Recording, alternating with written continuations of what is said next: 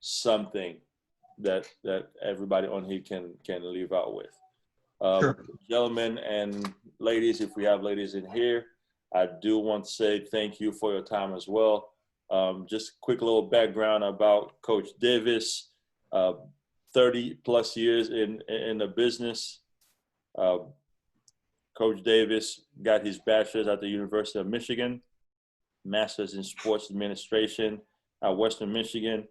He worked at Providence, where he and the coaching staff accomplished a 92% graduation rate. He worked at Drake, where he ran the defense, scouting, and scheduling. And he was also able to work with Dr. Tom Davis, father of current head coach at CMU, Keno Davis. He worked at Western Michigan. He worked at Grand Valley State and Kent, to name a few. So he's been around, as they say, and on his journey has amassed a wealth of knowledge. So without further ado, Coach Davis, I will turn it over to you. He will talk to us a little bit, and after he's done, questions, you're more than welcome to ask him directly, or if you want to put it in the group chat, you can, and I'll ask the questions for you. Coach Davis, the floor is yours, sir. Well, I appreciate your kind words. And basically what I'll tell you is I'm a survivor. I've done this a long time. It means I'm old, but I've had some good experiences. I've worked for some really good coaches, and it's been a lot of fun. I've worked with a lot of players, some that are still, I still are playing professionally overseas. It's great. And I think as you go through this process, the best thing that you got to do is come in with the mindset of how can I help players? If you come into it with any other mindset, then probably not doing the right thing. I've turned down jobs because I didn't feel they were right. I didn't think that's what the coaches' philosophies didn't mesh with what I believed in. So I've turned jobs down. I feel like it's really important that it's student athlete centered. That's what the program should be about all the time. And as I look at it, as it was said, I went to the University of Michigan. I graduated with a degree in education.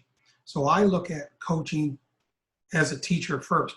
It's our job to teach the student athletes, not just the game of basketball, but the game of life, because the ball is going to stop bouncing. If they're lucky enough to go overseas and play or play in the G League or get to the NBA, at some point that's going to stop.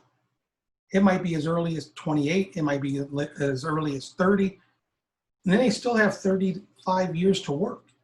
And what are they going to do? And so we work with our guys. We spend a lot of time.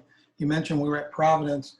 We had a 92% graduation rate. When we got to Providence, the thing that was interesting was Keno and I got there with 6 weeks to go into semester.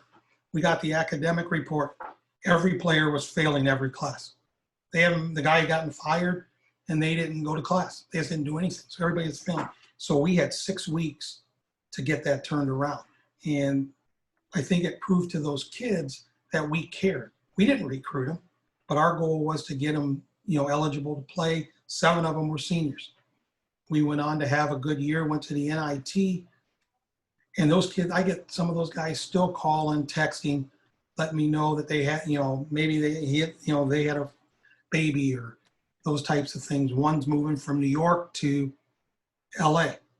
Why in the middle of a pandemic he's doing that, I don't know, but we talked about that. But it was good. He was a coach and decided he would rather relocate to California and see if he could get a D2 or D3 job out there. So I think when you're a coach, the thing you want to try to do first is to make sure you're developing good men.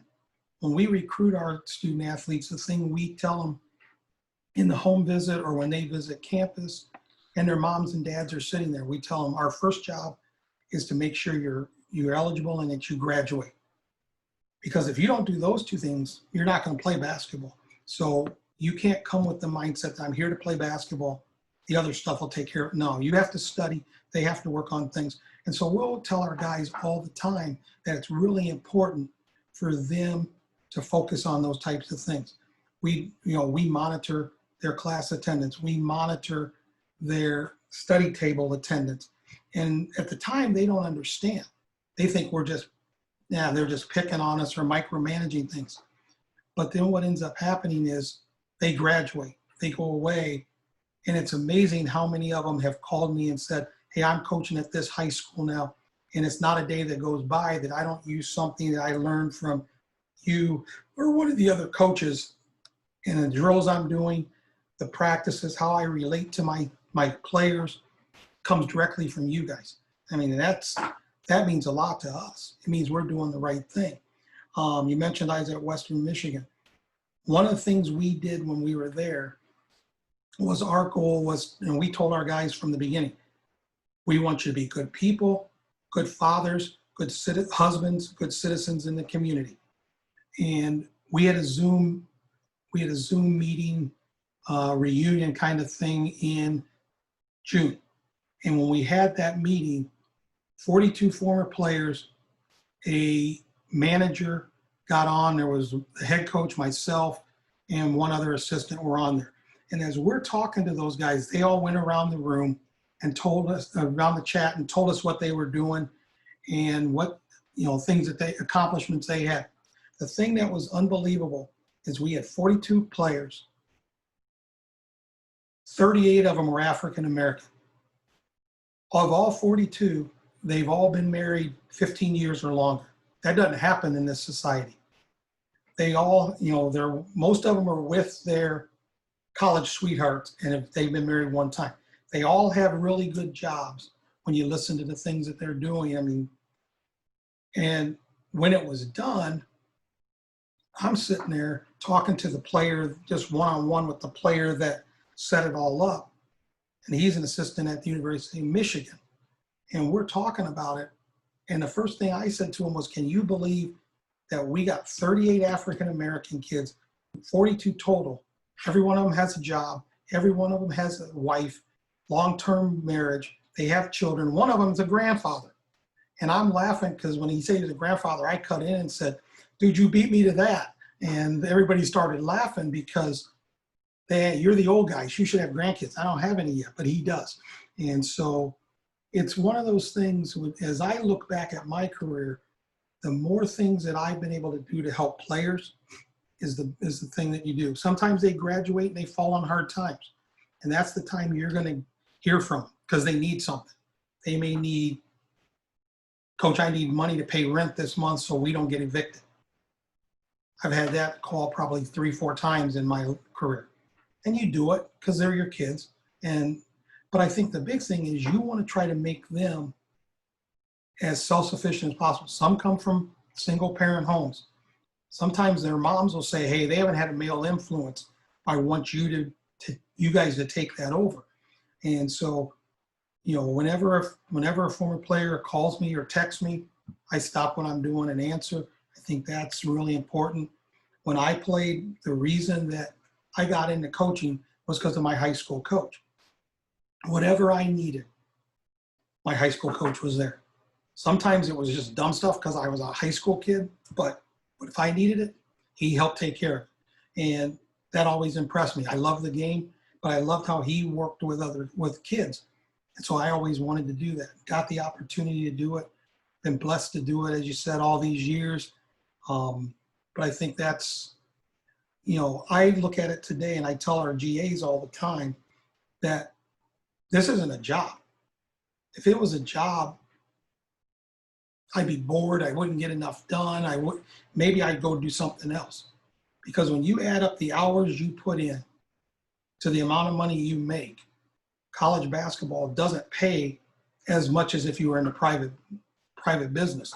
But if I was in private business, every day I'd be miserable, sitting behind a desk, not really talking to people.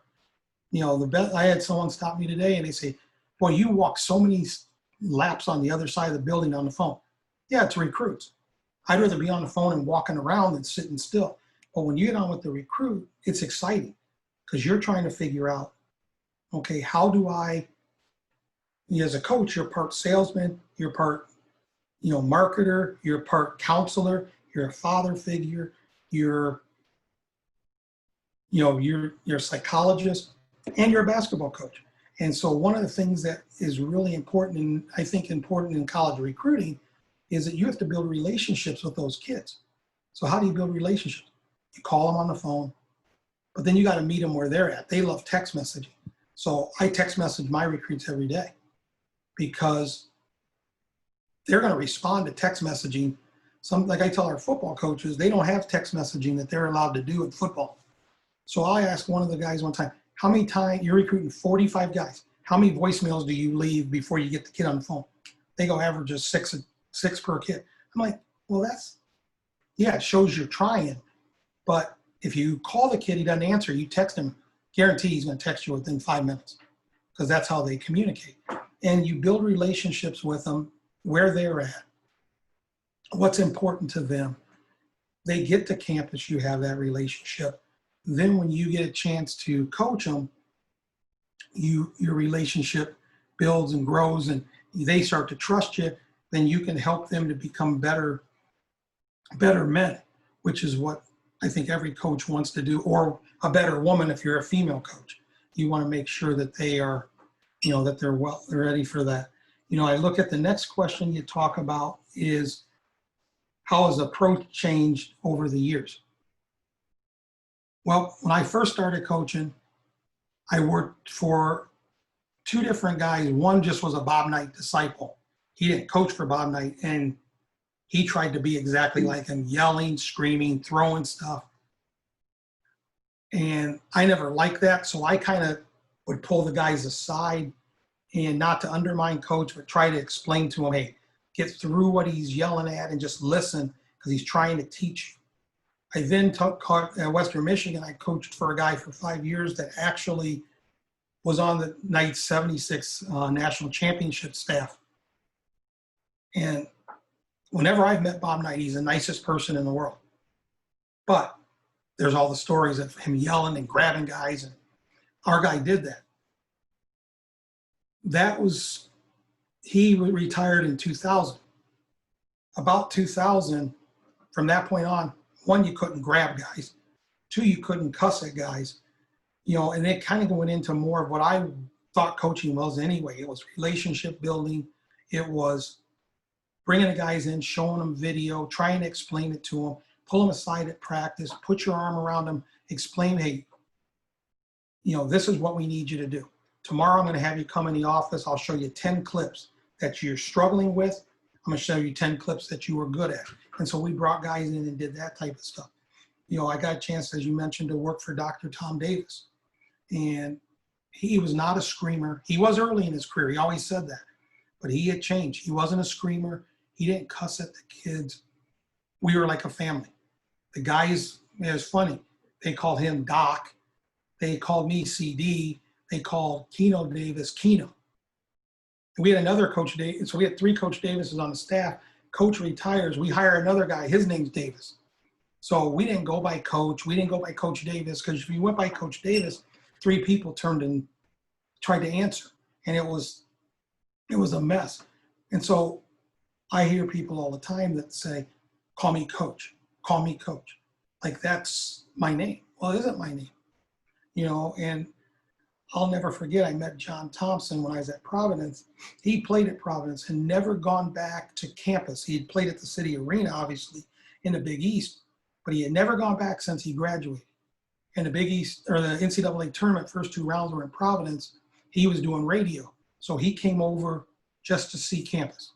And I was doing a workout with 4 guys, and I look, and there's Coach Thompson. So I gave the guys a water break. I walked over, Coach, it's, welcome to Providence. If there's anything you need, let me know. He says, first of all, my name is John. It isn't Coach. And so every time I've seen him since, if I say Coach, he corrects me immediately. Because I think, and I tell our GAs this, Rob Burlingham is in here right now. I try to explain to him, every coach has an ego. Rob's is bigger than most of ours. But every coach has an ego. But we have to be able to channel that, because at some point, we have to admit that we've made a mistake. And when you have a big ego, people don't want to do that. And so I think it's important that as a coach, you understand that. So as it's gone on, I've gone from the yelling, screaming, the Bob Knight stuff to Dr. Tom, which was more laid back. And I really liked working for Dr. Tom. The 4 years I did, it was great. I mean, every day was something different. And he started out the first day that we were together as a staff, he brought Keno and me in and our other assistant, and Chad Buchanan, who's now the general manager of the Pacers. He brings the three of us in and we sit down. And the first thing he says is, I know I've coached a long time, but if you see something we should do differently, speak up. I'm not too old to learn something new. And if you have a recruit that you believe in, I may not like him initially, but if you believe in him, argue for him. And eventually I may change my mind. I never had that before. It was like, it was their word. You told them anything, they take it under advisement, but they just made all the decisions. Well, coach involved us in everything. And he used the players. He brought the players in and he'd say, okay, team travel, we're going here. What places do you want to eat? What places do you like to eat? And that kind of changed, because before we just got them food. They had no choice, they had no feel, but it was important to involve them. You know, so what we did this past year, we started that up again. We asked the guys where they wanted to eat, just the seniors. And we tried to rotate through. Now, some of the places we couldn't do because they weren't feasible. But for the most part, we tried to get to all of them, and that was Rob's job, was to do it. And the guys were happy. And I think what I generally do, I oversee equipment. We didn't get to do it this year because of the pandemic, but what I normally do with that is I bring in our seniors and I let them pick stuff out. What things have we not gotten over your career that you wish we had gotten? And I'll just lay the catalogs out there and they'll start looking through them. And like we had a winter coat, we give our guys winter coats. In the past, they've gotten winter coats, but they didn't have hoods. So one of the things the seniors from a year ago said was, Coach, it'd be nice if we got a coat with a hood. And so then we pick one out. We don't tell them what it is. It's special order, designed from Adidas.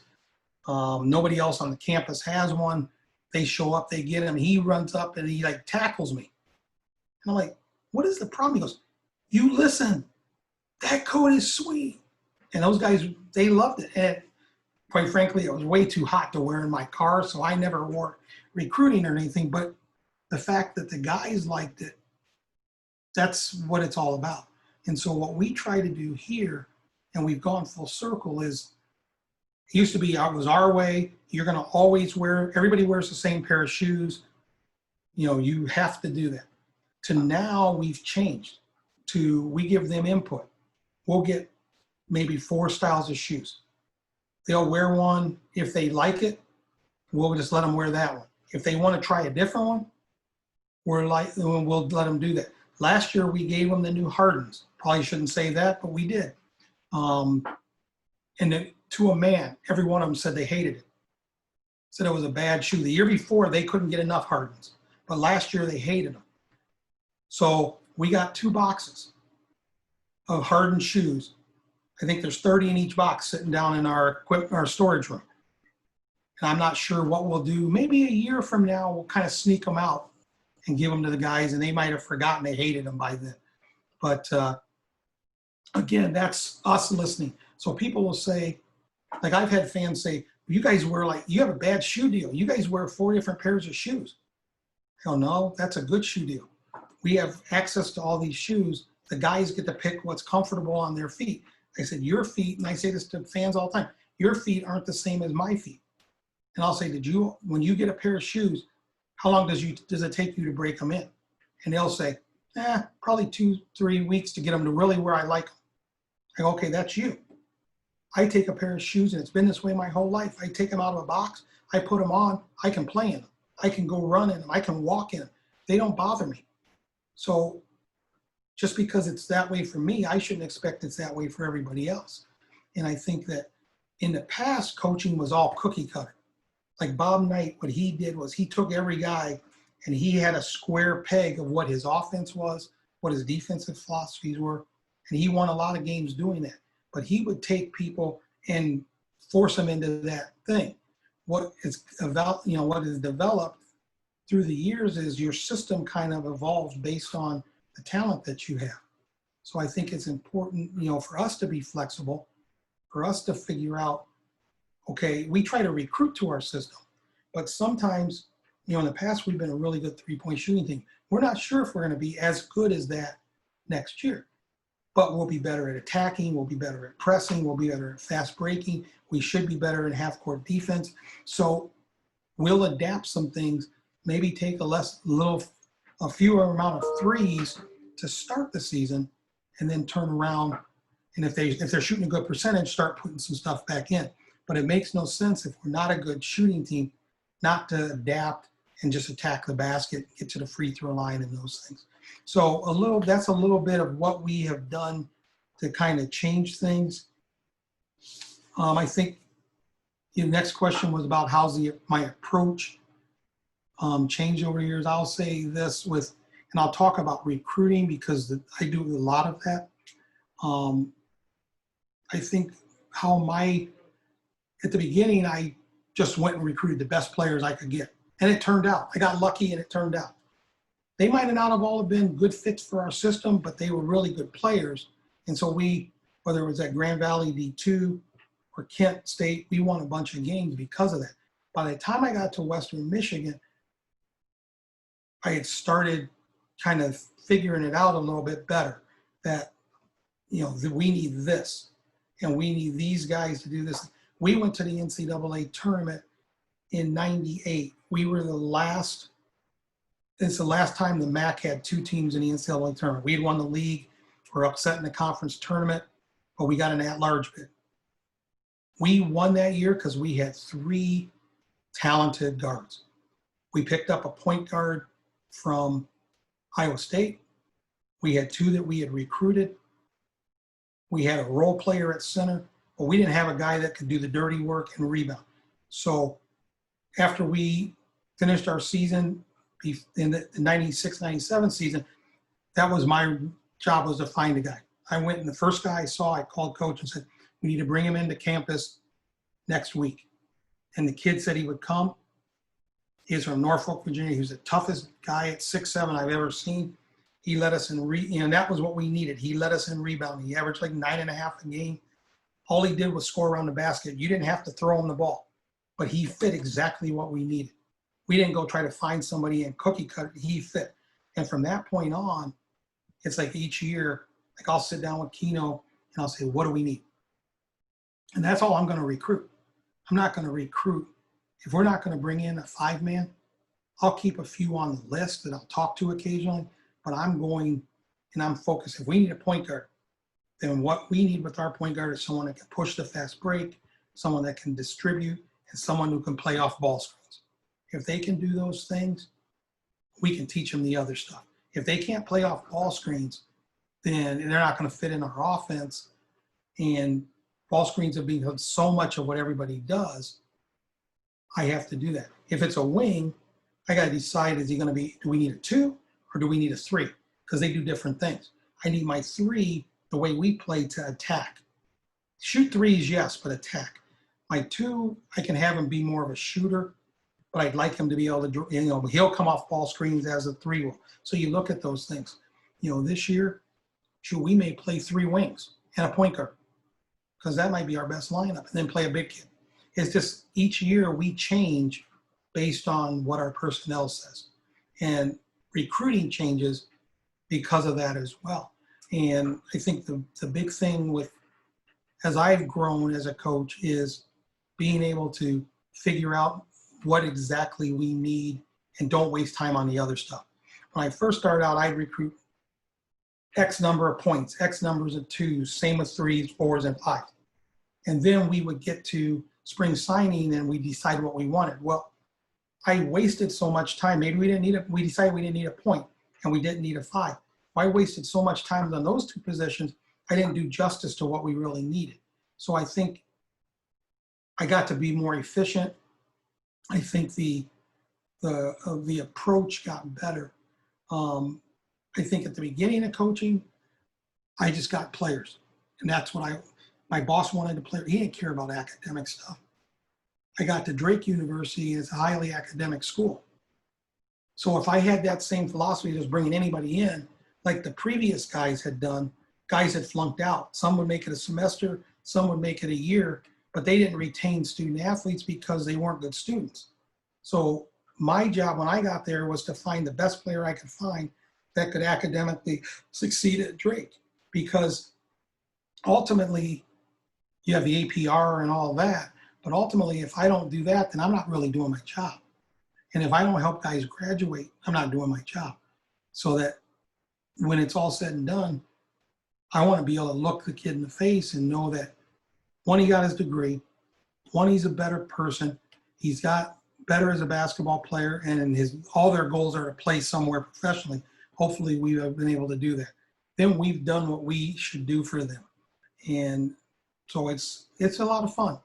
It's a lot of fun. Lot of hard work. You can ask Rob sometime when you guys talk to him. He thinks he works really, really hard, and he does, but it's only going to get worse, so but in all honesty, what we try to do here is we try to bring in 3 grad assistants for 2 years and work with them and help them become coaches.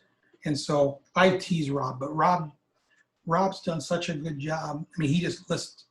And when we were in the pandemic and he was back in North Carolina, I don't think there was a day that went by that either he didn't call me or I called him.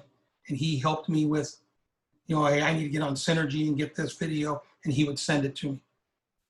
I mean, there were times that like his family was getting their house painted and renovated and stuff, and he's moving furniture, and I'm calling him, and he's trying to take care of stuff while moving furniture. It's it's just how it is in this business. We just, do it. I got kids calling me, Coach, I'm shipping 3 boxes to your house. What's your address? Because they don't want to send them to the athletic department because they want to make sure they get there, and they want to make sure they don't know where else to send them. So I give my address, they send it. When it gets there, I take a picture of it, send it to them so they know the boxes arrived. And then they're not worried that all the stuff they have might be in those 3 boxes. And now they know it's safe. And so you got kids that are doing that, and you're like, do I really want to lug these boxes around?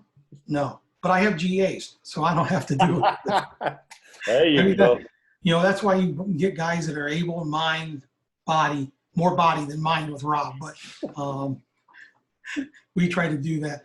I think the next thing on here. Coach, if I can ask you a quick question. Sure. On the recruiting. What are some things that you're seeing when you go recruit or when you're watching a game that you see young coaches are doing that A, drives you crazy, or B, if you had to correct them, that you would tell them to stop doing because they are hurting players more than they realize?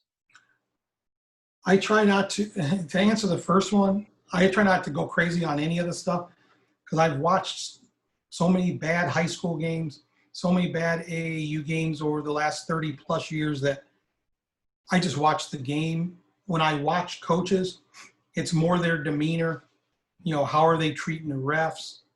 Because sometimes coaches are so upset at the refs and yelling at the refs that things are going on in the game that they miss. I think that's where being a college coach is different. The head coach can be going off on the refs while the assistants can make sure we're in the right defense, make sure we're doing what we need to do. If we have to sub somebody, letting them know that, I think that the 2 things let's say there's probably 3 things that as a young coach, and I coached in high school for 3 years before I was a GA. I think as a young coach, things that it's the refs. They're going to make bad calls. And if they're doing a high school game, there's a reason why they're doing a high school game. If they were better, they'd be doing college games and we'd be yelling at them.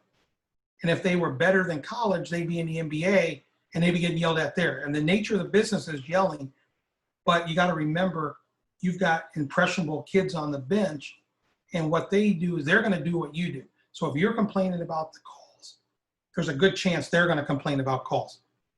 And then So what we try to do is tell our guys, let us handle the referees, you guys just play.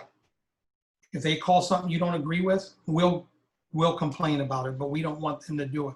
Because I think the younger levels, and I think college obviously more so than the NBA, we have to make sure that our guys are focused on what they need to do. You know, they need to be focused on the game plan. They need to be focused on playing. Same thing in high school. They don't need to be distracted by the refs or the crowd, just play. So I think that's the first one. I think the second one is coaches will yell and scream at their team for the entire timeout. And then when the timeout's over, they're rushing to try to get a play in. I think get your point across, you're upset. I called timeout. You need to do this and this. Take a breath. Now here's how we're going to do it. And then you can explain to them exactly what's going on. Because if you have a 30-second timeout or if you have a minute timeout and you go 3/4 of that time just yelling at them, now you drop a play. How many times do they leave the huddle and don't execute the play? Because they're still listening. They're still mad about the fact you're screaming at them, that they didn't retain what the play was that you want to run. So I think that's a big thing. And I think the last thing I would say, which goes along with recruiting, if you have a really good player, yes, you should treat everybody a little bit differently, but you can't give preferential treatment to that player because maybe you have 15 and one you're treating one way and 14 you treat another. That's a big problem. And when I go to like high school games or AAU games, the guys are at the end of the bench. They act like they're not even part of it because they don't get talked to. Well, during a game, you don't have time to do that. But during practices, you have to. And I'll give you an example. We have a walk-on. Will never play for us. But he's a walk-on. He comes to practice every day. Without fail, I go talk to him and joke around with him, make him feel part of the team because it's hard to practice every day knowing you're not going to dress, knowing you're not going to get in. But if you can keep them engaged, that's going to help you better. And sometimes that walk-on or that end of the bench guy, and we had it last year, our one walk-on, he was like, we took him on 2 road trips because for whatever reason, one of our best players played better when that kid was around. He's from the inner city. The walk-on's from a rural area, but for some reason, it was kind of like when the Bulls had Jack Haley. Jack Haley was the whisperer, and he would kind of whisper to Rodman and try to keep him going and keeping his head on. And it's the same thing. This guy did that for us, but we wouldn't have known that had we not spent time with him. Now, because I did spend time with him when he didn't do everything he needed to do academically first semester, I pulled him aside and got on him about it because his parents are paying for him to go. That's even worse than being on scholarship and goofing around because their parents don't have a lot of money. So, and then he did much better second semester. And he came up to me, he goes, "Coach, I appreciate you getting on me about my grades. And I'm going to have really good grades. Watch." Okay. Well, when the grades came out, they were much better.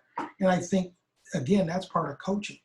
And so as we look at the end of the bench guys, or you look at the middle of the subs, or you got your elite player, you got to make sure you treat them all the same, in my opinion. I'm just one person, but I think that's kind of what I've tried to do. And I think it's worked out pretty well. Does that answer your question? Yes, sir, it does. Thank you.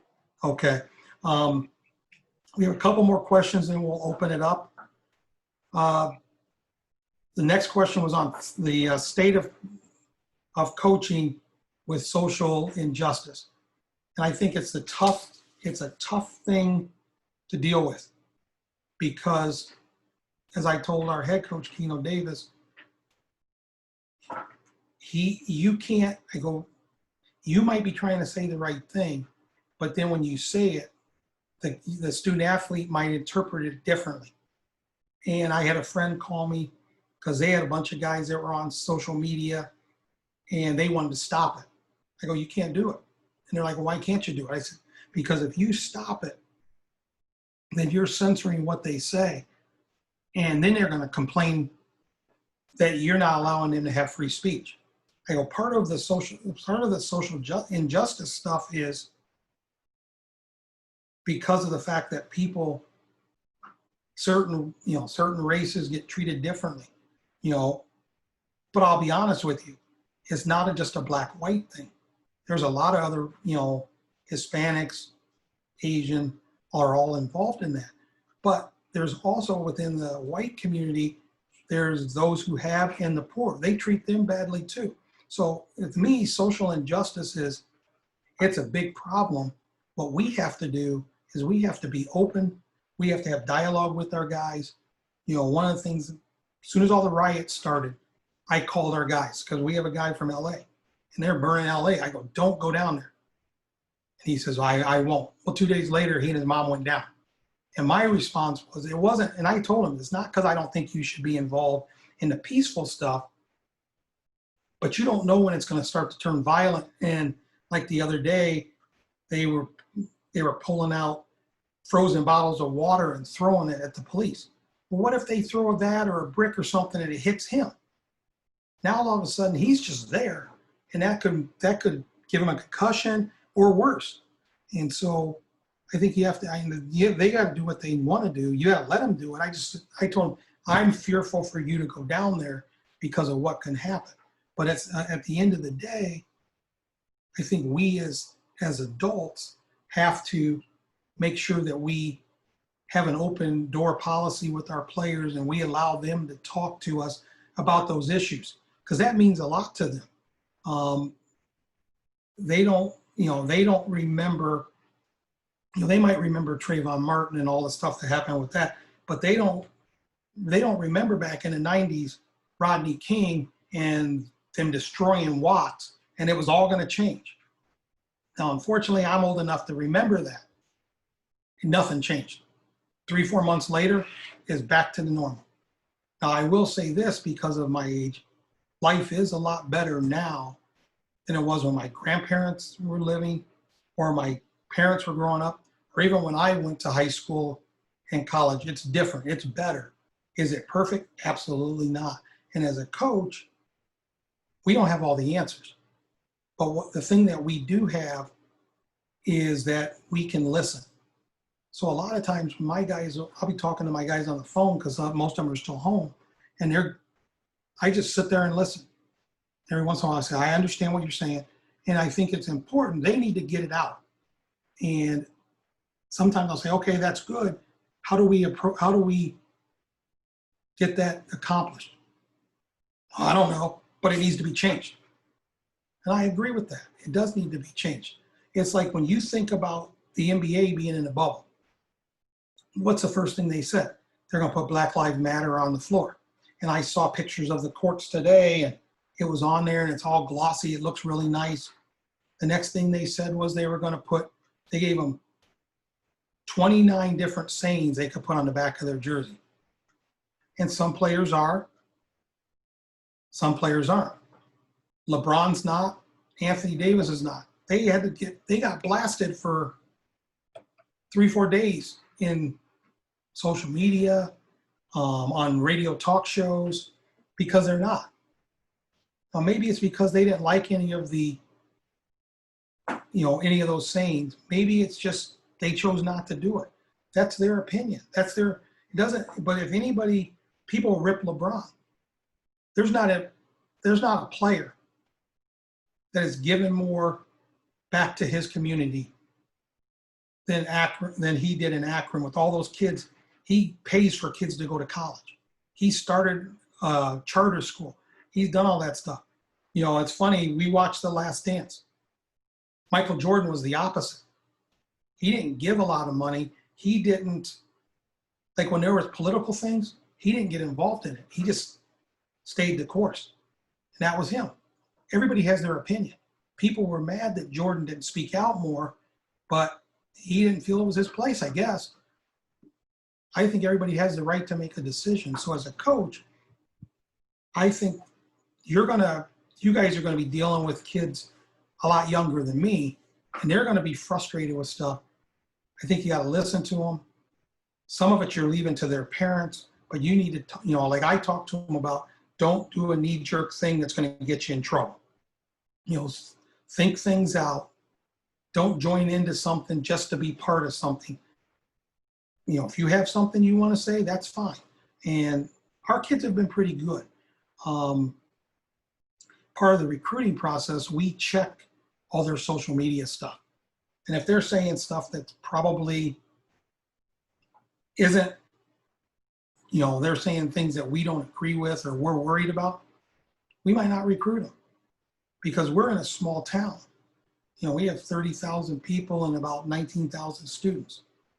And so to, have people come in, and it doesn't matter what race they are, that are going to cause problems. If you were in a city like Chicago, you could do anything you want to do and no one's going to pay any attention. Even if you do get in trouble and you're at DePaul, for example, yeah, they'll have a little story, but it'll be small because they're talking about the Bulls or the Bears or the Cubs or the White Sox or the Blackhawks. They aren't worried. They're a pro town. They're not worried about college athletics that much. We are, and I tell our guys all the time, we are the pro team for this region. That's how the little kids see them, even though they're college kids. They see them as, that's the closest thing they're going to get to the pros because we're 2.5 hours from Detroit. So they don't get down there very often. So and I tell them all the time, they're watching what we do. So with the social justice stuff, when they come back to campus, they have to understand there's a lot of little eyes watching them. And we got to make sure that our guys do the right things, but that we have a voice. One of the things that we're going to do is as a staff, we're going to set up with our guys to do some things, whether it's in our community or going, close by. There's some bigger, towns near us where we can do some things that will, bring light to social injustice and try to help with that. We are in the process of looking at playing a game down in Detroit, an exhibition game where the proceeds will go. It's a social injustice, but the way that the other school is doing it, we're using social injustice. We're going to do some things with that, but the bulk of the money that they raise is going to go to give scholarships to needy, minority students in the city of Detroit, because some of those kids can't go to school because they don't have the money. And so when we were asked about it, yeah, we'll do that. We'd be interested in doing that if they can get it off the ground with the NCAA, because yes, it brings a light to social injustice. But we're also going to do something that's going to bring light to deserving students in the Detroit public schools who have no chance of getting a degree. And so I think in coaching, that stuff didn't take place 20 years ago. We didn't worry about all this stuff. All we worried about is coaching our team and trying to win as many games as we can. Now we're citizens of the community. We always were, but we're more vocal. We're more vocal in the state. Coach has sat on some panels with things. He's done some talks and interviews with social injustice stuff. And I think that's really kind of what we're trying to do is, like, one, listen to our players, two, try to affect positive change in our community, and three, if we can do it throughout the state, we'll try to do that. I think that so many times we get, as coaches, as I said 20 years ago, we would just get in our bubble, and it's not the bubble like the NBA, but the bubble where all we worried about was our team, our set of problems. We didn't worry about what was going on with the NCAA or what was going on regionally or statewide or nationally. I worked for coaches who didn't watch the news one time in 5 years. They didn't vote. They didn't do anything. All they did was coach basketball. And that's not good. We need to know what's going on. We need to be involved. I treat our players like I treat my children. And my son's 29, my daughter's 24. And I treat my players just like that. If they have a complaint, I'll listen. If they have something they want us to deal with, or if they have something with social injustice, or if there's a problem on campus, they know if they call me, They come to my office, they hit me after practice, I'm going to listen. And if I can get something done, I'll get something done. We have a new player come in today, and he parked, doesn't have a parking pass, and just parked. Well, they're giving out parking tickets left and right around here. So he calls me, he goes, I got a parking ticket, what do I do? Told him exactly. I go, hey, I can't go with you, but here's where you go. I gave him the directions. I said, go in, tell him you're a new student. You're here working out this summer, but you aren't enrolled in classes, and you didn't know that they were checking parking passes. Is there any way they can waive this? And they did. And I think, but that's a little thing. But he knew if he called, I'd have some answer for him. And I think that's what we have to do. Whenever it's, whatever it is, something as little as that to something as big as social justice, which I don't know, it's going to be hard. We gotta improve things, but it's just hard. I mean, it's a hard topic. It's a polarizing topic. And we have a player that came here from St. Louis. He's a freshman. He's up here, and our gyms aren't even open yet. But he's here because it was so bad and so dangerous in St. Louis. His parents decided he's better off sitting up there because he couldn't go anywhere because there were riots, there were shootings. They didn't want him around that, so they brought him up here. I didn't have to ever grow up in that type of situation. Hopefully nobody else that were on this had to do that. But at the same time, we listened. They wanted him to come. Now that money comes out of our budget. Who cares? We got him in, he's in the dorm, he gets his meals, all that. You know, he's taking care of some of the things he needs to do before school starts next month. But at the same time, he's not getting to work out the way he needs to, but at least he's doing some stuff. And I think as coaches, you got to listen to them because they all have a voice. They all have different opinions and different problems. And so that's what we've tried to do with that. With that, I'm going to open up the floor for any questions. It doesn't have to be on these topics. It can be on anything. I'll try to answer as best I can. And feel free, you know, it doesn't matter what it is. Like I said, I'll be willing to talk. Yeah, Coach, I'll go first. Thanks for sharing, honestly. This is great. I really appreciate it. I'm Alex Edinger, head JV coach at Loyola High School in Los Angeles. Okay. Just a quick question. What are some things your team did probably last year, the last couple of years, to engage with your local community? Oh, we do a lot of things. We'll take our guys to elementary schools, and you can even do that at the high school level. Take them to the elementary schools. Some schools will want you to come in and they'll want you to do reading. So they'll put you in kids in different rooms to do reading. You know, sometimes they just want, there have been elementary schools here in town that have asked us to come at recess. And there'll be videos of our guys, you know, running around playing tag or dodgeball, or, you know, their little kids are shooting and they're dunking on these little rims and the kids are going crazy, but it's a way to engage with them. We have tried to get local high schools to come watch us play, watch us practice. And I think part of the reason to do that is high school coaches are always on their guys to say, you got to play harder, you got to work harder, you got to do things harder. And I think what ends up happening is when they go see college practices, they see, one, these guys are pretty good, but they see how hard they work. And sometimes that translates better than a coach telling them. And then when the practice is over, our guys will engage with the guys that are there. And they'll come up and they'll talk to them. And sometimes the high school guys have questions. Our guys will answer them. We'll be talking to the coaches. We might walk over during practice while the guys are shooting free throws or something and say, hey, thanks for coming today, guys. We appreciate it. And then we go on, when practice is over, we'll be talking with the coaches. Our players are talking with those kids. And I think that really means a lot to them.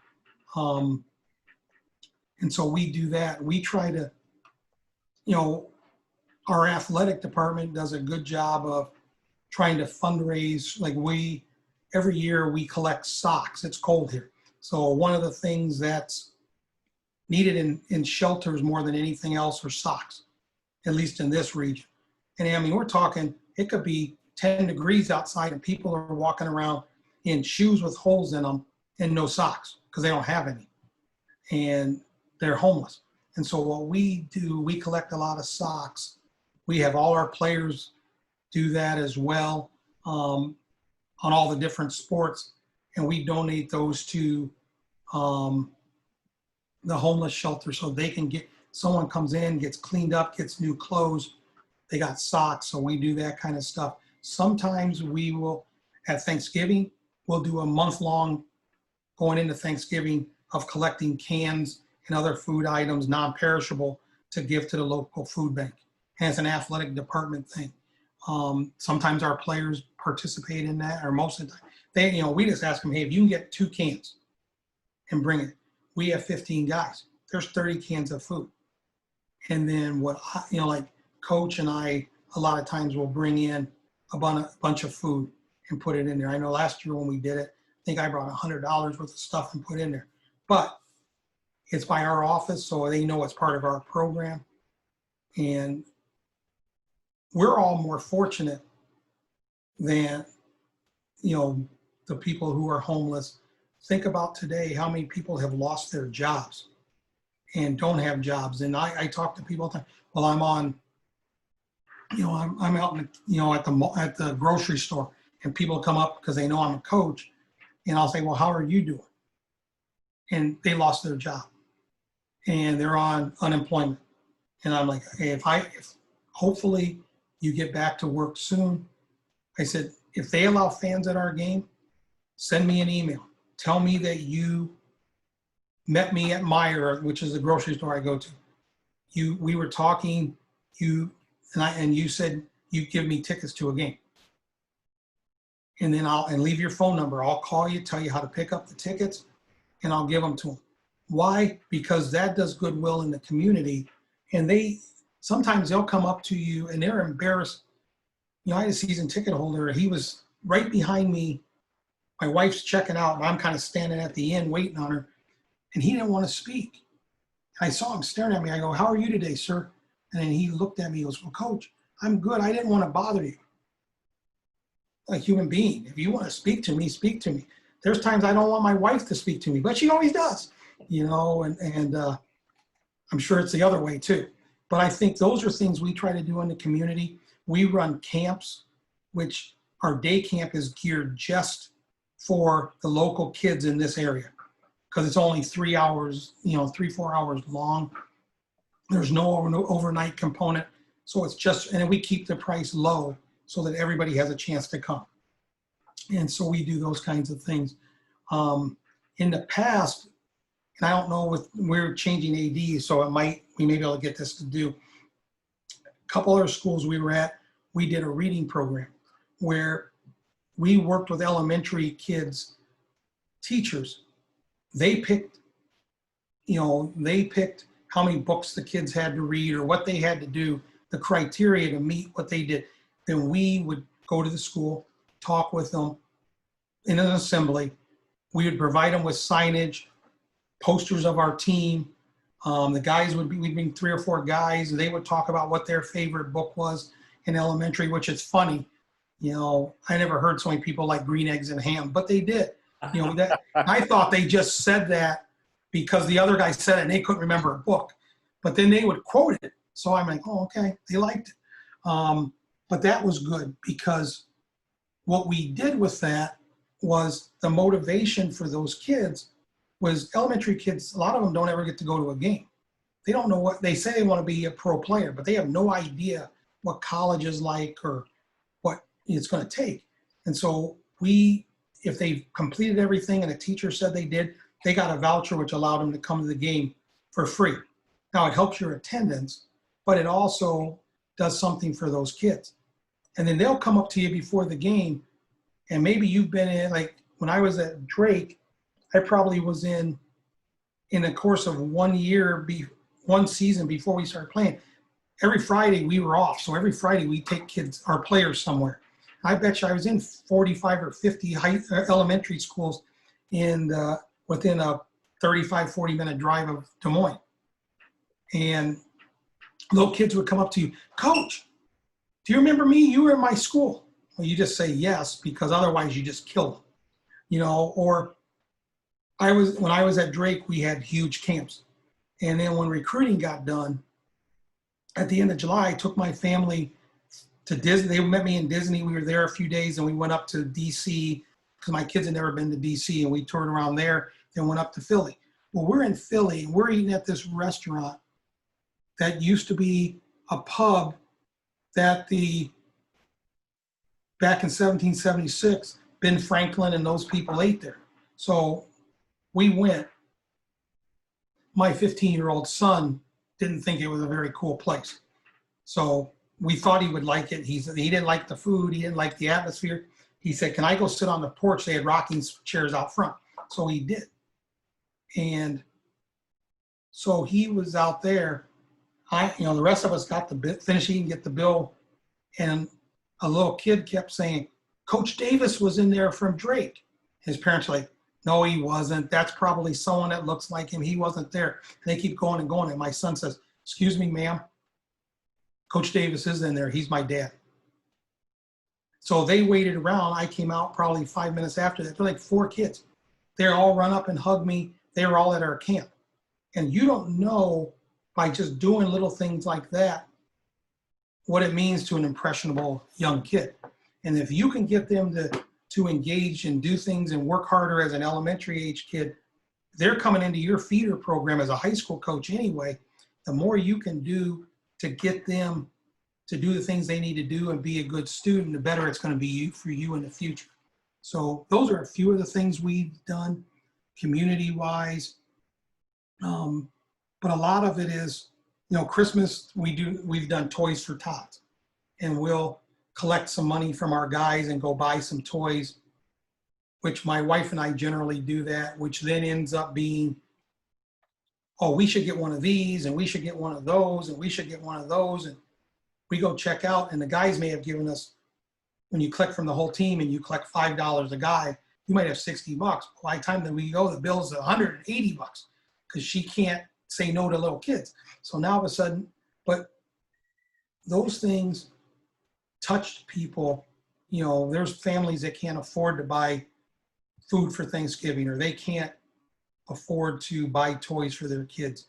We used to, at Drake, we did it where our program would buy like 4 turkeys, and there were neighborhood families that had been, identified that were really struggling, but they might have 4 or 5 kids. We take them a turkey and dressing that they can make for their Thanksgiving dinner. So there's a lot of things. I just think the more you can be active in your community, and it might only be, to answer the question, LA is too big to affect all of LA, but you might be able to affect your, 6, 8, 10 block radius around your school and be a positive change in that area. And that's going to spread out from there. I appreciate that. Thank you. Oh, you're welcome. Thank you. Coach Davis, it is now 4:30. I want to be respectful of your time. You're more than welcome to stay on if you want to stay longer. Well, if there are any more questions, I'll listen. I'll answer them real quick. Okay. Give you about another 10 to 15 minutes. That's fine. I'm not that busy. Rob makes it sound like I'm busy, but I'm not really that busy. Yeah, because he was on me, coaches. No. That doesn't, you know what? 3:30 to 4:30, that's it. No more than that. So well, here's the thing. As Keno Davis says all the time, if he yells Rob's name, Rob will get down to the office. And I'll be sitting in his office, and Rob will get there. It might take him a minute or two, but he gets there. And Coach says it all the time. If Coach Davis yelled your name, you would drop everything and dive into his office. No, I don't know if that's actually true, but we know Rob does his sprint. Have you ever seen him run? It is comical. Oh, yeah. It's comical. Oh, yeah. He's had 5 knee surgeries, so I feel bad for him. But we used him to walk through against our guys. You have to run all the plays going to the right because he can only dribble with his right hand. If you run it going left, he's going to turn his body and dribble it with his right hand. So it's comical. So one time I made him the 5-man.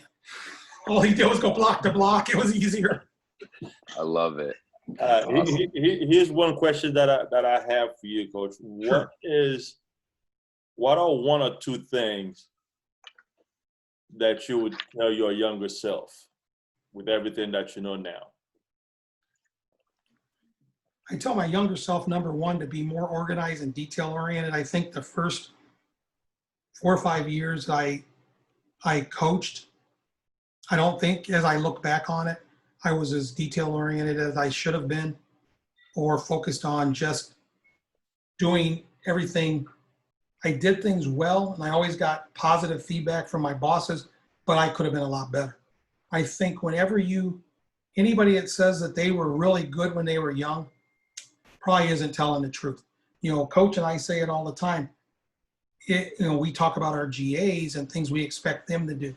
And then we look at each other, because we both came up through GA routes, and we both say the same thing. If we were as good back then as we remember ourselves being, then we must have been really good. But I remember all kinds of stuff, and so does he, that we messed up as GAs.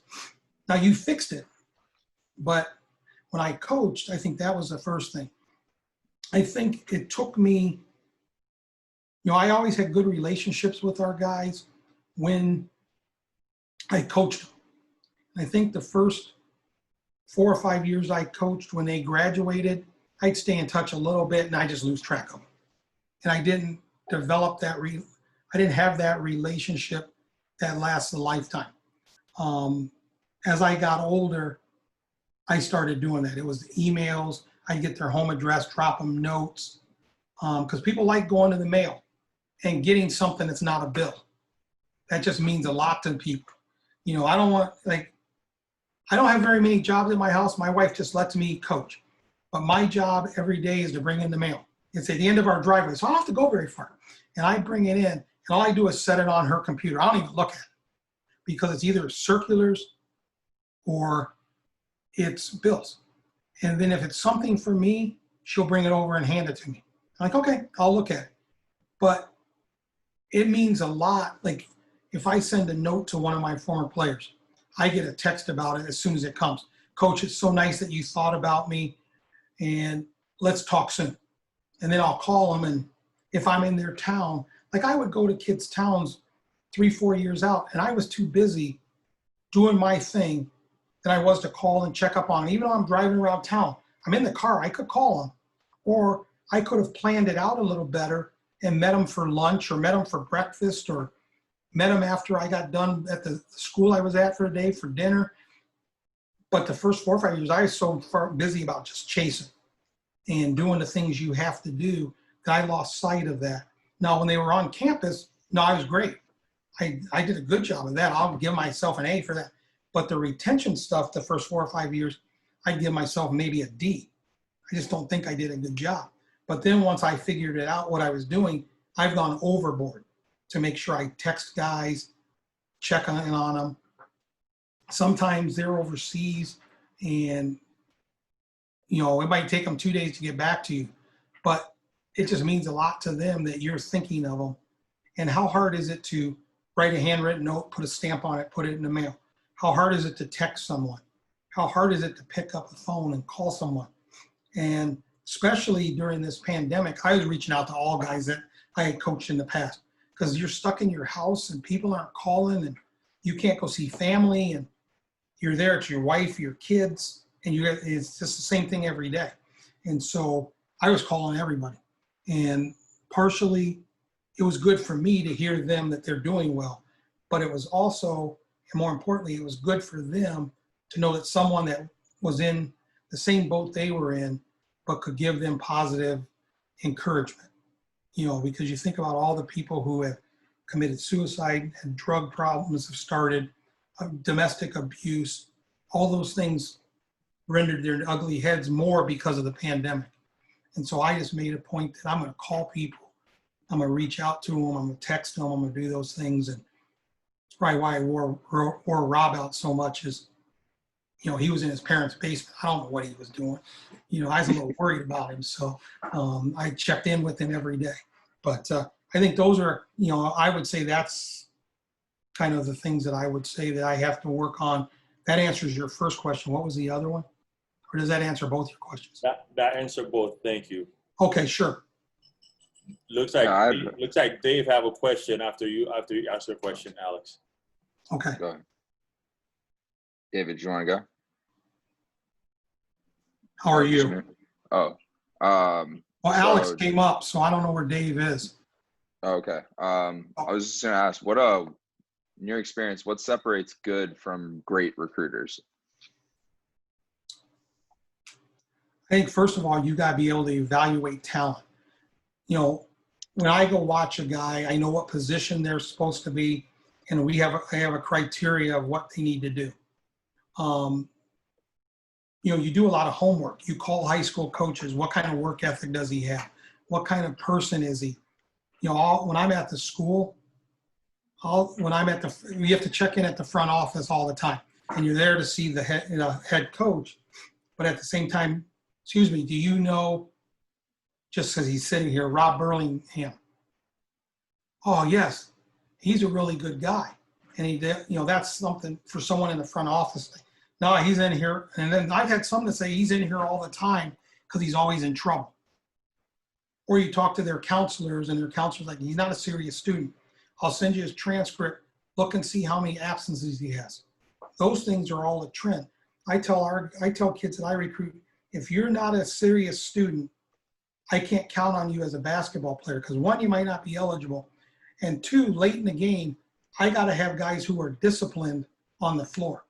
I can't have guys who have cut corners through everything in their life and then expect them to execute a play with 15 seconds to go, which means winning or losing. And so we try as best we can with those things. I watch guys on the bench. When a coach takes them out, how do they respond to being taken out? If the coach tries to talk to them, do they jerk their arm away and go away? Do they sit at the end of the bench? Do they pout, not engage anybody? Are they not cheering for their teammates? Then that he could have all the talent in the world, but I can't deal with, we've had some guys like that. I didn't recruit. I mean, if I have a guy like that I recruited, he's getting a call or a text, you need to come see me. And I'm not going to sugarcoat it. I'm just going to say, we're not going to put up with it. If that's how you're going to be, then obviously we made a mistake in recruiting, but you're not going to play. Your minutes are going to drop.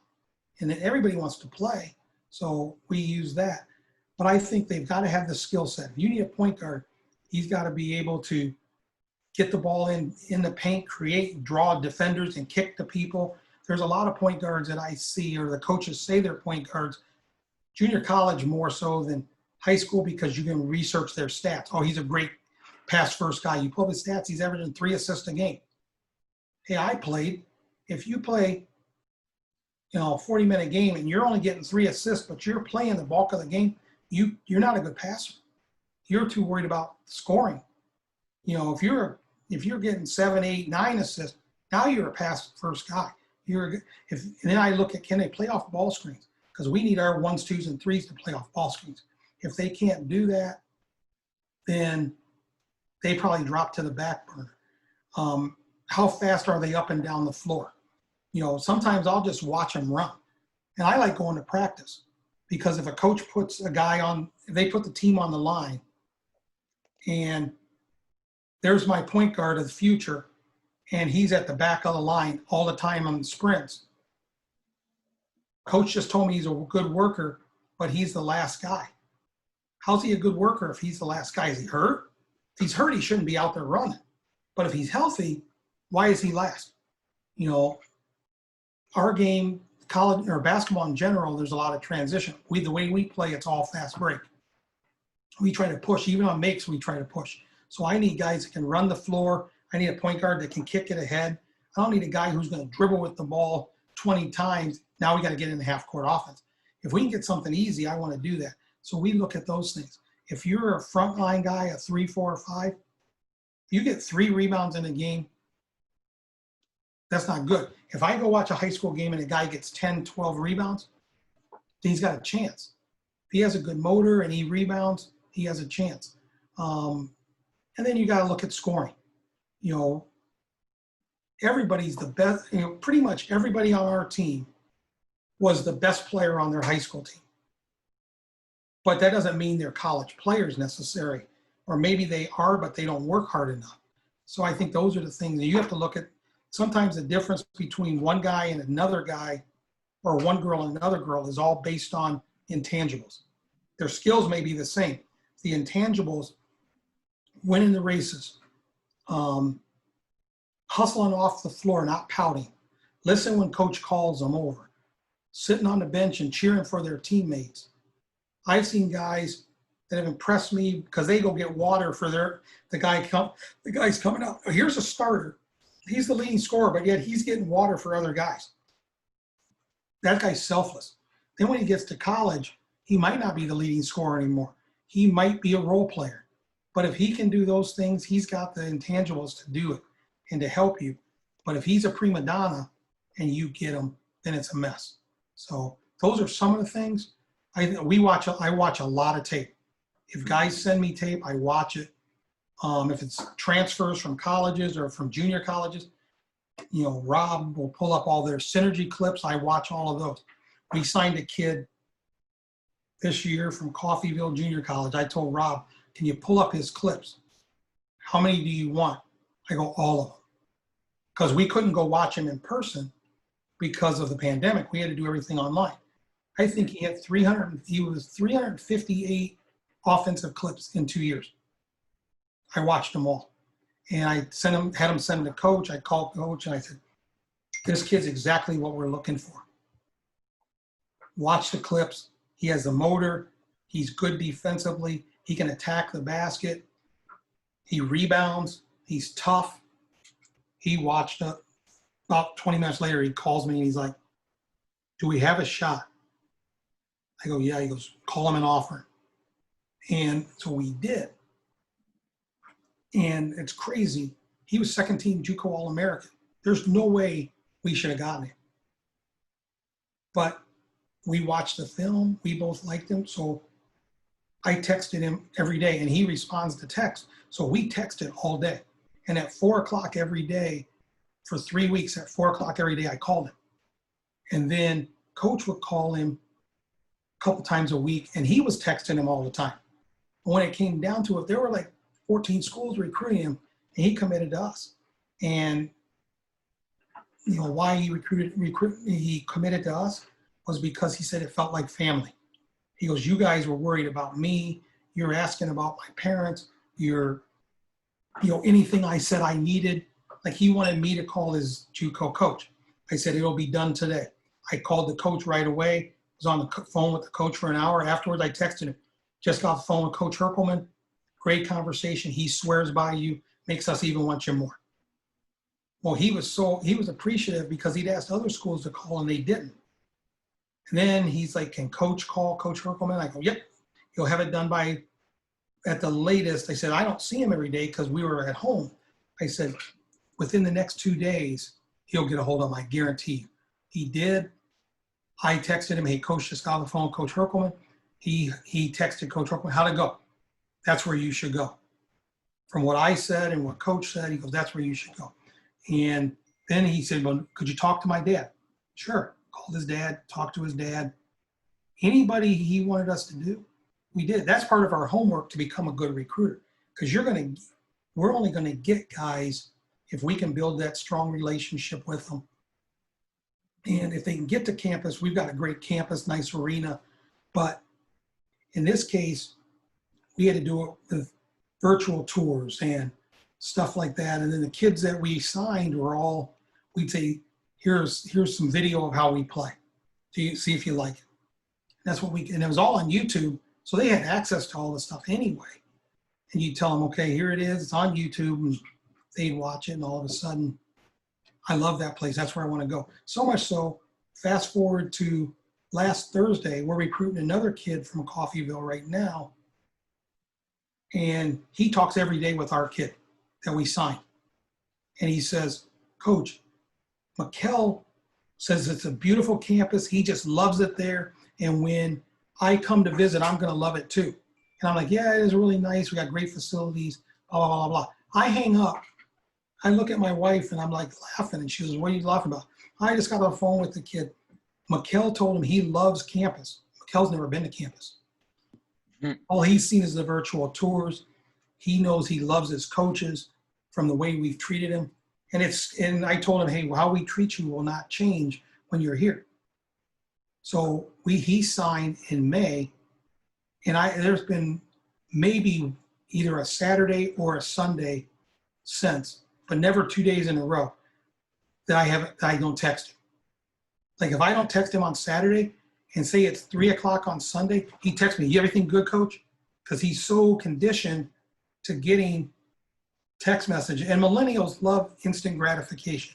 They don't want to admit it. They want discipline, and they want us to show we care about them. And so I think those things really make you good. I think a lot of times if you see college coaches at events, half of them aren't even watching the games. They're sitting there, talking with each other, or they're on their phone, or they're text messaging, but they're not watching the game. When I'm at a gym, I watch the game. I try to get there early so I can sit at half court. My phone's in my pocket. I watch the game. At halftime, I might text my wife or text coach or do something like that. Or if I've got to respond to one of our players, I'll do that. As soon as the game starts, and it's back. Because I'm getting paid, my livelihood depends on making good decisions. It doesn't depend on who I went to dinner with the night before or what friends I hung out with. There's a time and place for that. The Final Four is a good time for me to do that kind of stuff. But when I'm watching a game, yeah, I'll talk to people. When the game starts, I watch the game. Because I think it's a fine line between whether a guy's a mid-major player, a low major player, a D2 player, a high major player. There's a thin line between all of those. And at the mid-major level and below, I think you got to be a better evaluator. I coached in the Big East. It was easy. You recruited. It wasn't easy because you still had to fight people for guys, but you basically recruited the top 150 in the country. So it wasn't like you had to do a lot of evaluating. You just had to figure out how to get those guys over everybody else. When you're at the mid-major or lower, you got to figure out who you can get that's going to meet your needs and that type of thing. So you better watch, because if you don't watch the film, if you don't do the research, you're going to make mistakes. And eventually you're not going to have a job. And this business is so competitive. To have a job is a blessing. Whether you're a high school JV coach, whether you're a high school head coach of the varsity, whether you're a JUCO coach, whether you're a college assistant or a college head coach. People always say, well, I want to be a head coach in Division I. That's great. There's 353 of them. It's really hard. But like when I go to the Final Four, my wife, when she first started going, she goes, how do you know all these people? I said, there's only 1,000 of us other than the head coaches.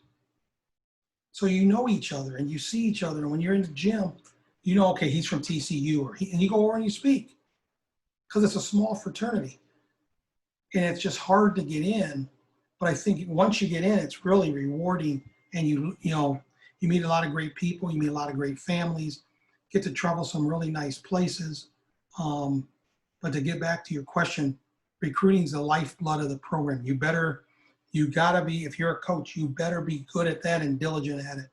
And not a day goes by that I don't do something in recruiting. I hit my recruits up by text every day. If I'm at home, it's after breakfast. If I'm in the office, it's as soon as I get in the office. Most of them aren't going to see it for an hour or two, but they all respond. And all the kids want is to know that you care about them. You're on their side. And some get that at home, some don't. So that's part of recruiting as well. It is what it is. So, any other questions? Did I answer that? Okay. Yeah, I did. Actually, one little quick question that was Sure. You're saying when you watch games, it's funny, like growing up playing AAU, that was like something I always noticed, like coaches were always on their phone. Didn't really seem like a lot of guys were watching and whatnot. Are you taking notes, or are you just watching and then you kind of just like brain dump when you get home, or No, like yeah, maybe that's type on your phone? That's a good question. What I do is I have the booklet. If it's Okay. Oh yeah. or if I have the AAU book. So I've got the roster sitting there. I don't write any notes during live action. Just like if I'm at a high school game, I always get the program. Even though at the high school game, I know who I'm coming to see, because there might be someone else that catches my eye, a younger guy or something like that. So I always do that. And then after it's done, I'll write notes. I usually get 2 copies if it's a high school in Michigan, because we'll use some for our elite camp. I'll give that to the GAs. They'll input it all and we use it. But I'll get a second copy for that I keep my notes on. Because I think, especially AAU, you see so many guys in a day, you're not going to remember all of them if you don't write it down. So when the game's over, while the next game is warming up, I'm writing my notes on the 3 or 4 guys I liked. If there's a younger guy and I think he's really, really good, I'm going to make sure that I use my highlighter, highlight it, so we can start researching him as soon as we get back. And I think that's the best, for me, that's the best way. Some guys will dictate into the, they'll talk into their phone. Well, but then everybody else hears what you're saying.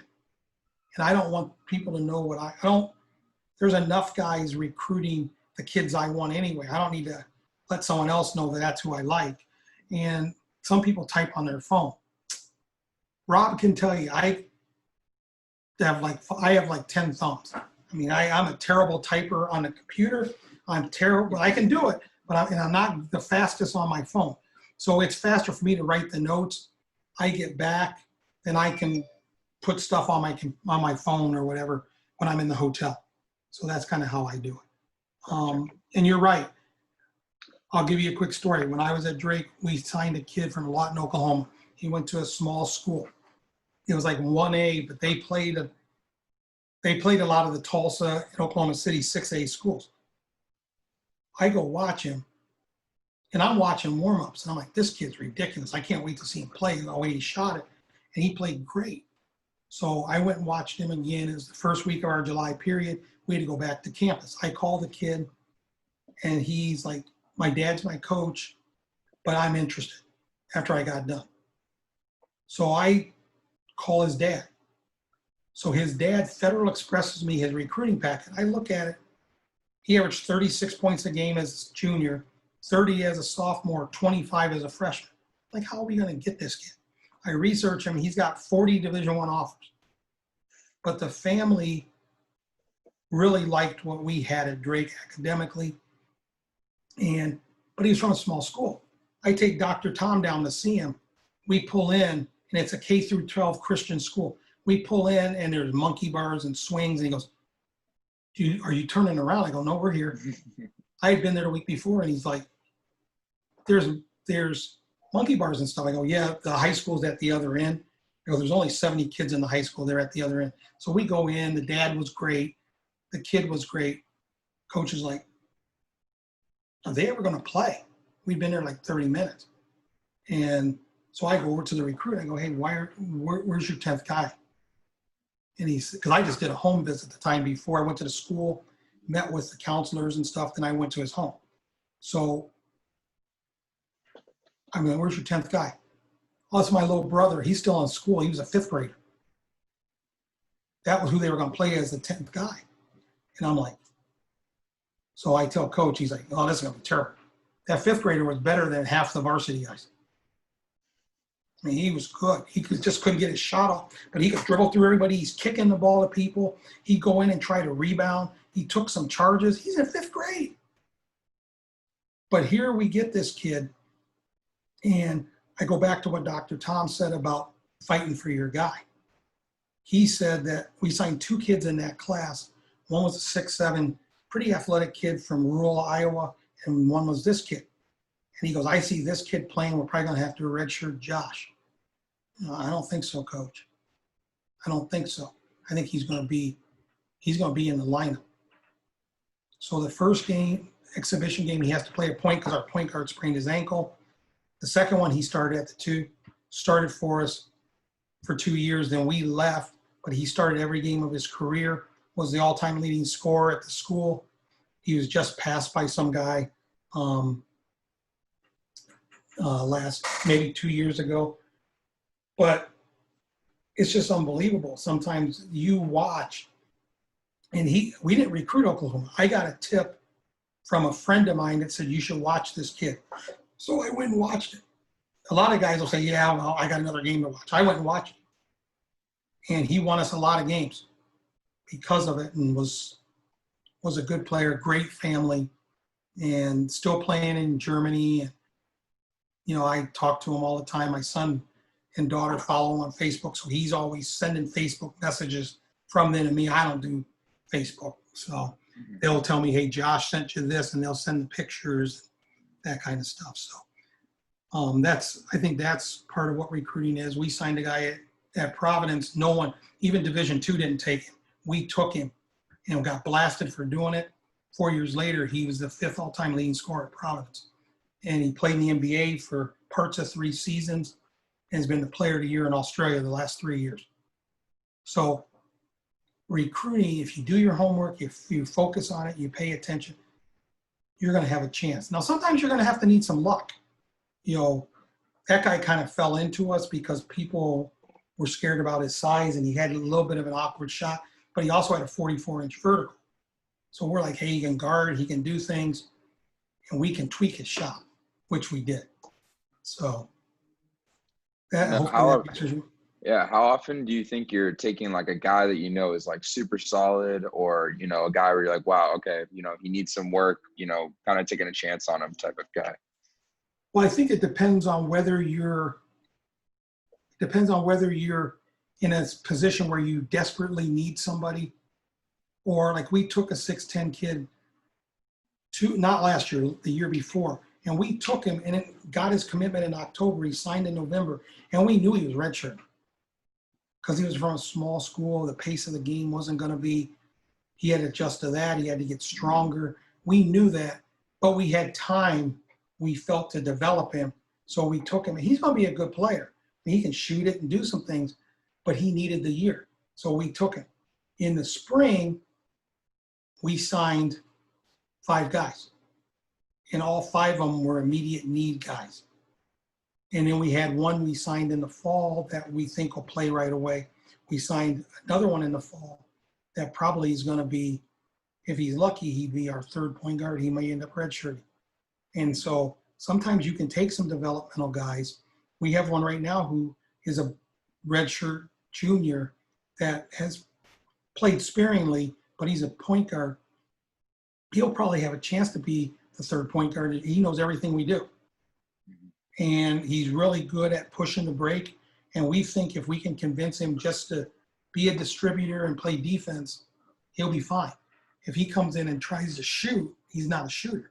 And that makes him look bad. So we try to make determinations on that. And then that's when we go into recruiting.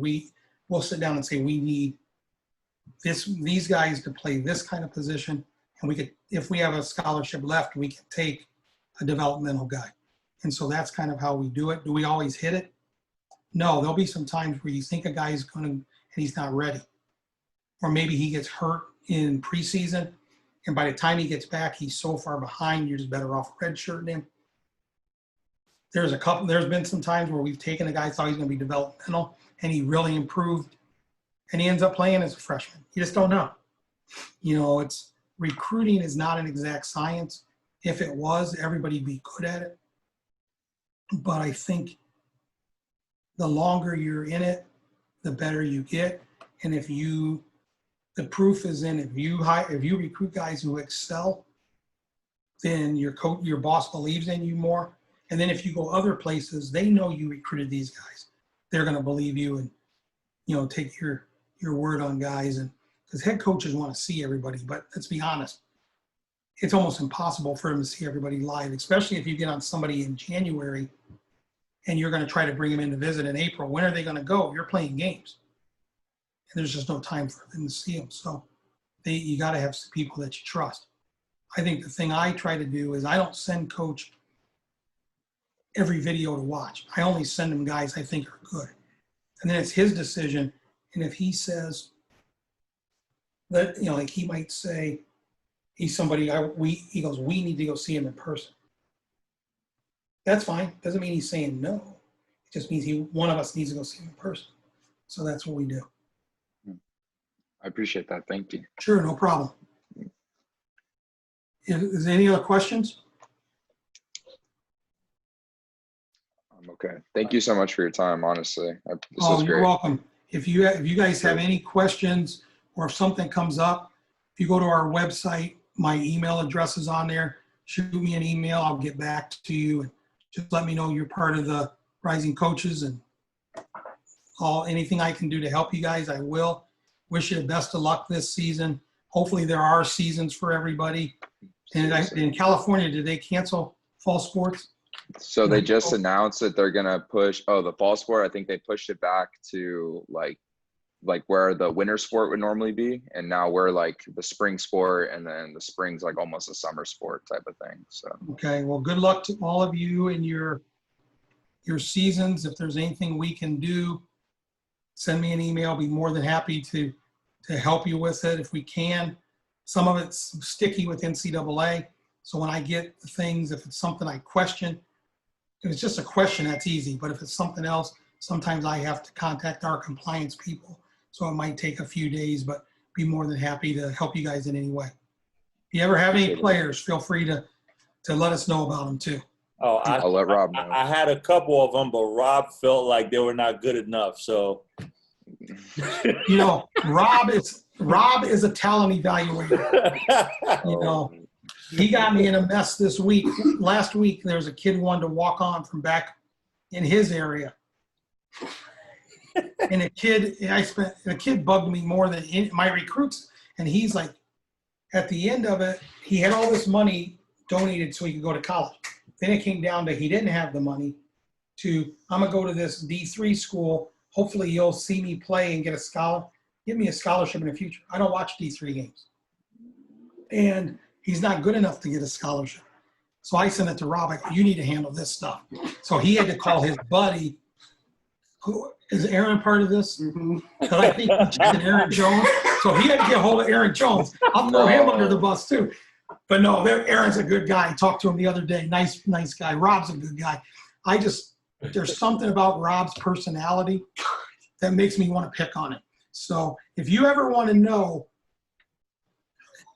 some dirt on Rob, if you email me, I'll tell you some stories now. you're gonna get an email within the hour. All right, he's infamous. I could tell you that for sure. I love it. But hey, he's been, it was a blessing. We got him. We had a guy back out as a GA, and someone recommended Rob, and we got him. And I'm like, you never know. And I FaceTimed with him, and he needed a haircut, but I didn't tell him that during the FaceTime.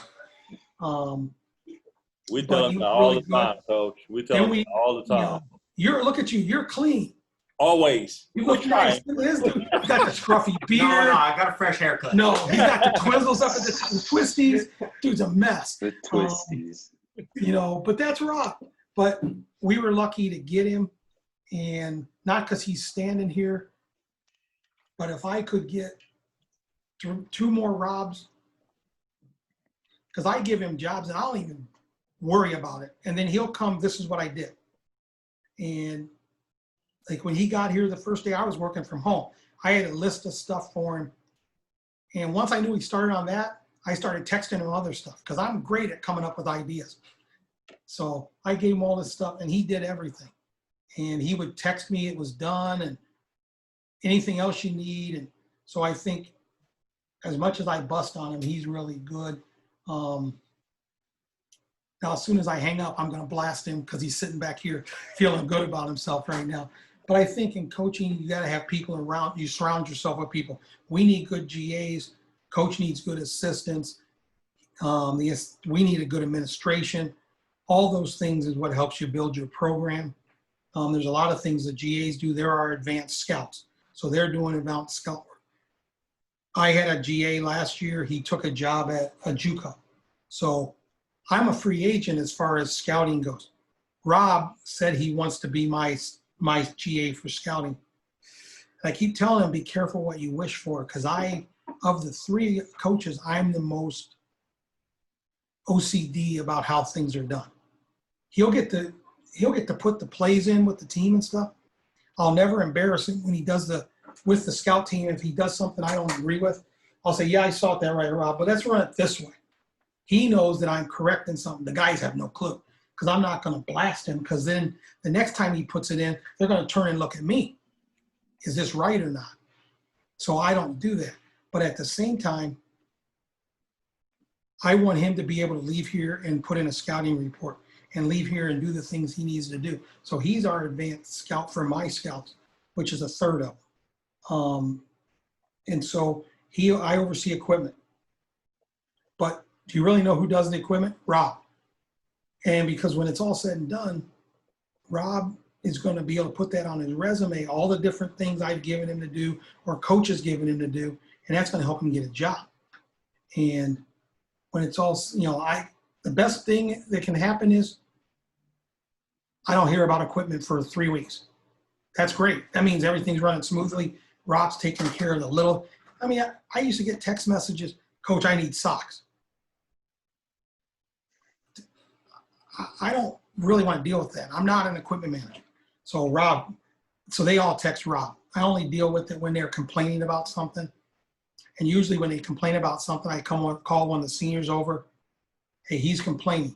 You know the rule. If you complain, then I'll hold off giving out more gear for a while just till you guys get your attitudes back. And then they take care of it. The seniors take care of that. I don't have to get mad about anything. I don't have to raise my voice. My blood pressure doesn't I don't care. And Rob will say, well, they did this, this, and that. All right. I'll say something to him. Now, he gets more mad than I do, but he's the one that they're coming to all the time. So I think you need those kinds of people. I may be on the phone with recruits. I don't need to be answering phone calls on socks. So they can call Rob for that. If there's a problem with their shoes, Rob can handle that. If we don't have a shoe in their size, then I got to get involved and figure out how to get that taken care of. We'll never run into that problem, but if we did, then that's what we do. We had a kid a couple of years ago that had a really narrow foot, couldn't wear any of the shoes we had. So the equipment guy and I worked on it. We found 4 pairs, one he liked, and one felt good. So we ended up ordering, they only had 6 pairs at Adidas. We ordered all 6. Because what if he blows them out? It took all that time to find them. So we finally have the last pair. They're the ugliest shoe possible, and he loved them. And we have one left that we're going to give out until our new shoes come in to one of our incoming guys. And I'm like, thank God those are gone. Those are so bad. But that's the stuff we do that kind of stuff. We have a lot of fun. It's a stressful job on game day because you guys know as coaches, the biology teacher feels like they have a lot of stress, but they're talking to 30 students. Maybe occasionally a parent might call them. You're playing games in front of however many people are there, and you got parents calling you. So it's a totally different set of things. Well, in college, we're playing in front of a bigger crowd, and we still have parents calling us. So usually when the parents call me or text me, I'm like, talk to your son. He has the opportunity to come in and see us at any time. And like I had a dad text me the other day that his son should have started last year. Hopefully we do a better job this year and give him a chance to start. Hopefully he's worked hard. It's open. Every spot's open right now. So hopefully he's worked hard. Just leave it at that. And then he kept texting. Finally, I just quit talking because all he was doing was venting. And last year he told me his son was working really hard. He came here, he was in horrific shape. But he's getting up allegedly doing all these workouts every morning and stuff. And so you're like, I never called his dad and said, hey, you said he was in shape. He's not. That's on us. But we all have kids. All our coaches have kids. When my kids played, I didn't complain to the coaches. I didn't complain about the coaches. For the most part, I didn't even talk to the coaches other than, hey, how you doing today? Because if it was my son playing basketball, they thought I was critiquing everything they did. If it was my daughter and she played softball, they thought I was critiquing what they did because I'm a coach.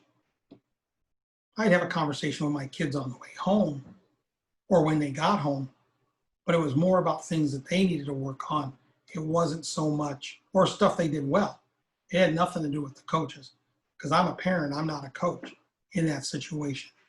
And I think the worst thing that can happen is parents love their kids so much. They don't mean to be a pain, but they love their kids so much that, like, we had a kid's mom call us. He does everything he's supposed to do. You should play him. This isn't intramurals. We have to play who earned the spots and who can help us win. So it's just different. And like I told the GAs when they came, I took them all out to lunch and I told them, hey, there's 3 of you here, and there's a pecking order. I said, coach is looking for, and I'm looking for the guy who works the hardest. The guy who works second hardest, the guy who works third hardest. Now, the guy that worked third hardest for us last year did a good job, but the other 2 guys were much better. And Rob took that to heart. He's going in asking coach, do you need anything? He's asking me, do I need anything? He's asking other people. And that's how you're going to distinguish yourself from everybody else. He came back before all the other GAs did and started doing things around here before they got back. Not because we told him to. I just said you need to be back by July 9th. He came July 5th. That was his decision. And I think he got a lot of stuff done before they got back. And that's what we're looking for. Somebody that can do that kind of stuff.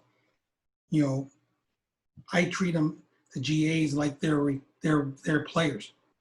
You know, I'll have them over to dinner, but I treat them, I joke with our players except on the court. And I joke with our GAs. I'm over to the house and joke with them all the time. But they have to feel comfortable to come to me after 2 years and say, hey, will you call this school for me? And a lot of times I'll know somebody and I can do that. But if they don't feel comfortable enough to come in and ask me, then, or coach, then that's a problem. So I think in closing, I'll say this. I've coached over 30 years and I think this is year 35, I think. I'm getting so old, I can't even remember. But I've been blessed to do this. I've met a lot of great families, a lot of great coaches, whether they were high school coaches, AAU guys, JUCO coaches, prep school coaches, college coaches.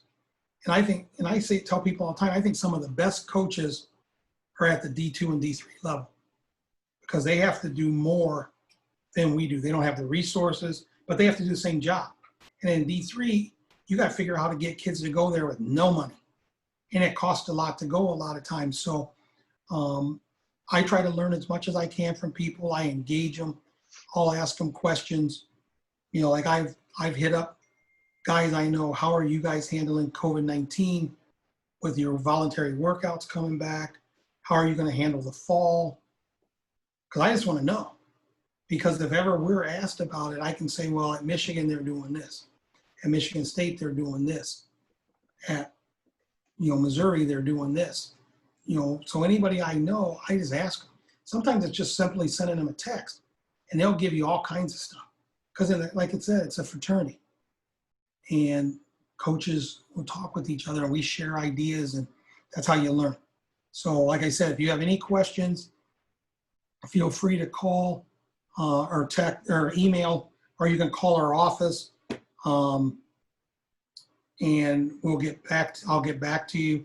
If there's something on the way we play, we didn't talk any about style of play or any of that stuff, but if you want any of that kind of stuff from us, we can point you in the right direction and send you some things, but there are also some things on video that we do that you guys could use if you want. So, like I said, we're willing to help you in any way. Are there any other questions, any other things you guys want to say? No, I think you filled everybody's cup now. They got to go digest everything that you. Yeah, now I got to go home and tell my wife I bored those guys. The moderator fell asleep when it came to him. His head was down. Oh. He was drooling a little bit. I don't know what's going on. I go, the best laugh I got was about Rob Burlingame. Oh my gosh. Or as my hands-free in my car calls him, Rob Burlingame. And he goes, I hate Ford. Every time you said a head that, I was taking notes. All right. Well, I appreciate you. If there's you so anything we much. can do, feel free to call. All right, Appreciate Coach. it. Have a great rest of your day. Thank you. Okay. And you guys all stay safe. This is crazy out there. I know. You too. Yes, it is. All right. Thank you. All right, bye. Bye now.